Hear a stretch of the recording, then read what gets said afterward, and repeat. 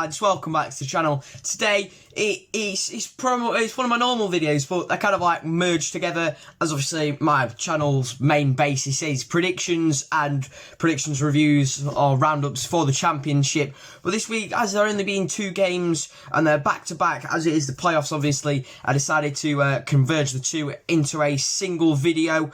Obviously the first legs happened last week. Well, on the last weekends, and obviously the second legs are still to come.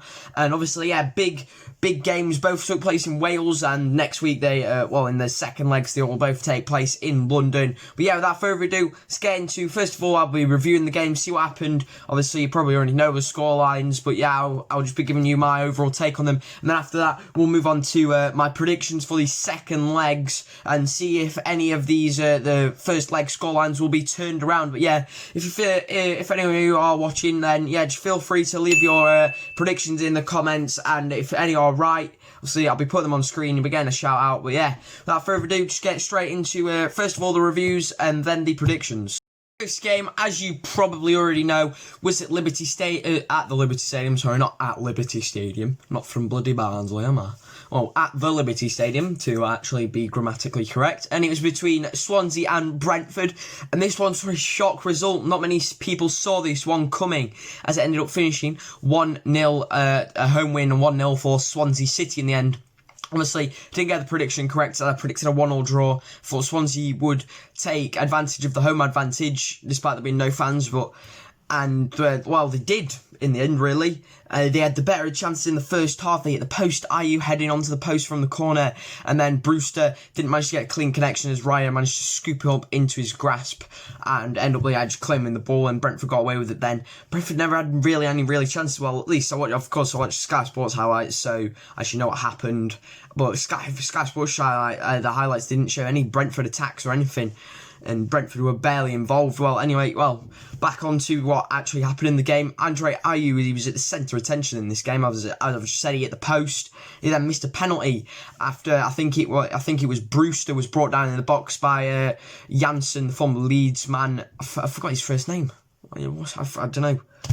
I don't know why I've just forgotten his first name. Well, anyway, Janssen brought down Brewster, and from the penalty, Ayew stepped up, and David Raya with a big left hand, right or left, I think, yeah, left. A bit like the Jordan Pickford one, but the opposite hand against Colombia, where he just sticks out his hand diving to the side like that. It was a good save, but yeah, poor penalty from Ayew, straight down the, well, it's a very good hat for the goalkeeper, and not even really in the corner or down the middle.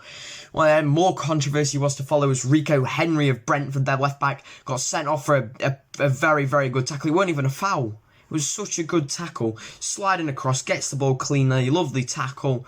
Just a solid tackle. And then the commentators are saying it's not even a foul, and then the ref racks out a red card. But yeah, luckily for Brentford, that has been overturned, and he will be able to play in the second leg of this one, as he is a key member of their defence. But that red card didn't even, made a difference, as Ayew, he made up for his penalty miss earlier in the game, as he came in off the right wing. I think he played it in field to Conor Gallagher. He flicked it onto someone, I'm not sure who it was, and then he managed to just knee it off, and Ayew coming onto the ball, hit an absolute sweet left-footed volley into the top right-hand corner past David Raya. Nothing he could have done about it. But yeah, Brentford, they'll be frustrated, obviously, with that red card, as that probably affected them, and I think they could have maybe got something out of the game. Well, a point, or at least a draw out of that, had Rico Henry still been on the pitch. But yeah, Swansea took that opportunity and used it as into their advantage, and ended up getting a big 1-0 win in this one. But yeah, second leg, Brentford, they will be looking to bounce back. But yeah, with the first one, it's a big win for Swansea, as they take pole position in this tie. To the second tie, which once again, like the first tie, was in Wales, as both the Welsh teams are at home this week and the 2 London teams are at home next week. But yeah, this was a very, very important away win for Fulham. They won this one 2-0, scoring late on, and then that's a really, really important goal, obviously, in the playoffs. Obviously, you need as many goals as you can, obviously, with as it's a tie, it's a two-legged tie, so you need to build up a solid lead. I predicted a 1-0 away win for Fulham. Got close with this one, but yeah, as we'll get onto in a minute, Fulham did score late with I can't speak, with a very, very important goal from Cabano again, as he's been on fire lately in this run-in. Yeah, I'll get into describing the game for you. Cardiff, sorry, I don't know what I'm about. Fulham. Cardiff had a huge chance to start the game off. They got through. It was Bakuna came inside off the right wing, hit a shot. Marek Rodak parried it, and he saved it from like the right hand post, and he parried it across it in towards the penalty area. A poor parry as a goalkeeper. You don't really want to be doing that, but yeah, Glatzel was then following in, and he just didn't manage to force it home. And Michael Hector, with probably the tackle of the season, managing to come back and hook it away from the goal line, and then managing to clear it off while on the floor. He managed to hook it away with his right foot and just clear it out of play. Fulham then had a chance. Tom Kearney from the around 25-30 yards out, maybe trying to curl on into the bottom left hand corner, just missing the corner, and it hit the stanchion in the end, coming off the stanchion and hitting the back of the net on the outside, not actually scoring.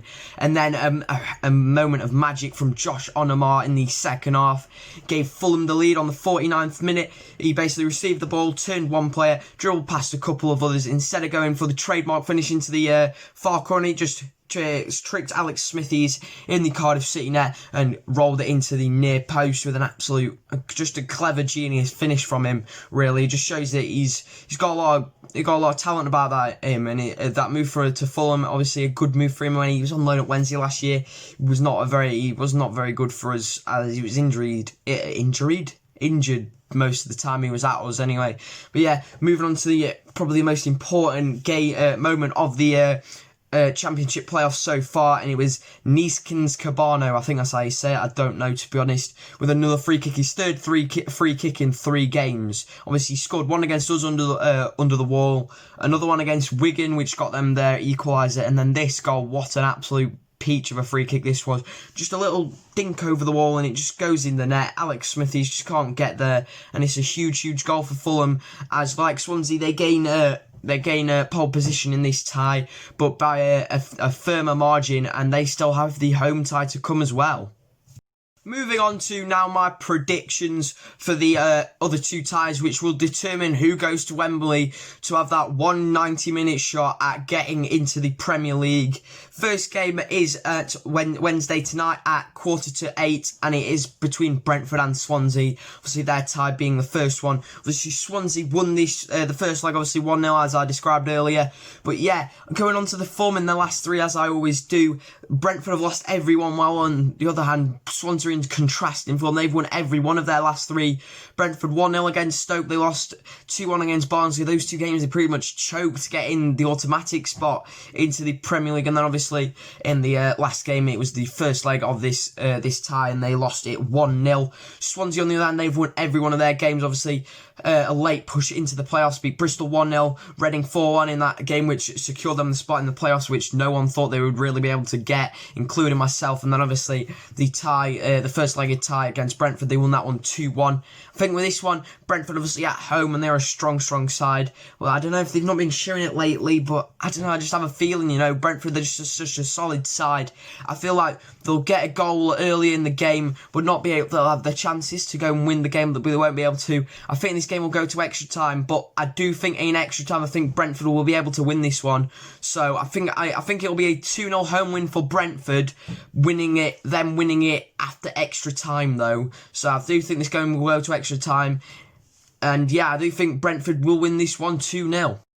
On to the final bit of the video is the prediction of the second leg between Fulham and Cardiff. This one kicks off on Thursday, 7:45, just like the Brentford-Swansea game, just a day later, obviously, playing 2 days apart. Obviously, Fulham won this first leg 2-0. In their last 3, they've won 2, drawn 1, whereas Cardiff have won 2, lost 1. Obviously, they lost against Fulham. Fulham, they beat Wednesday 5-3, drew 1-0 against Wigan. Unfortunately, they just didn't manage to capitalise on a chance to get into the top 2, but it doesn't matter because they are a very solid playoff team. They obviously, I think, didn't they go through the playoff final? Yeah, they beat Villa in the playoff final.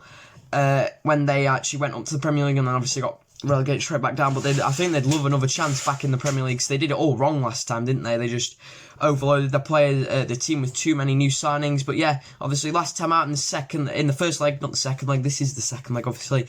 In the first leg they beat Cardiff 2-0.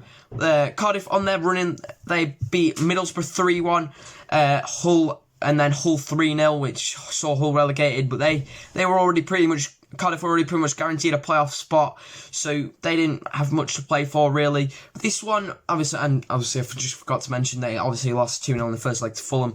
Obviously, Cardiff, I don't think anyone expected them to get really anywhere in these playoffs, obviously with the likes of Fulham and Brentford being in them. They're two very, very strong sides who are, on paper, better teams than Cardiff.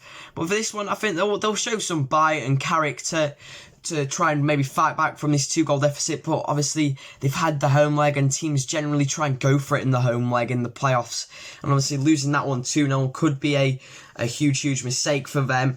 So yeah, with this one I think Cardiff will show some bite and character, but I just don't think it'll be enough as to get them back. So I think Fulham, I think this one, it'll be a draw. I'm going to go for a 1-1 draw. I think Cardiff will take the lead, but I think Fulham will get a goal back. And yeah, I think we have to, I just think a 2-0 home leg is too much to overturn for them.